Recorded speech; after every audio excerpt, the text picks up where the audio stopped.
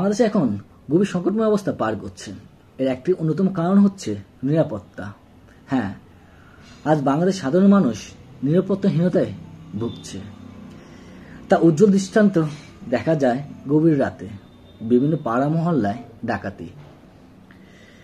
আপনারা ভাবতে পারেন ছাত্র জনতার মাধ্যমে এই নিরাপদ সংকটটা পার করতে পারেন।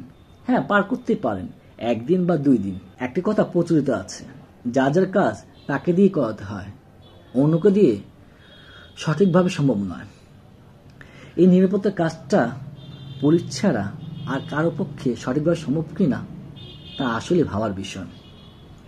আপনার রাগ ক্রোধ থাকতে পারে, আমারও আছে, কেননা তারা যেভাবে সাধারণ ছাত্র জনতার বুকে গুলি করেছে সেটা আসলে অন্যায়।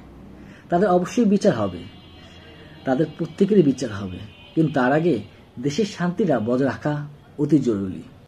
সেই নিরাপত্তা বজায় রাখার জন্য পুলিশদের মাঠে নামাতে হবে, তাদের দায়িত্ব সঠিকভাবে পালন করতে হবে, এবং সেজন্য আপনাদের সকলের সহযোগিতা প্রয়োজন।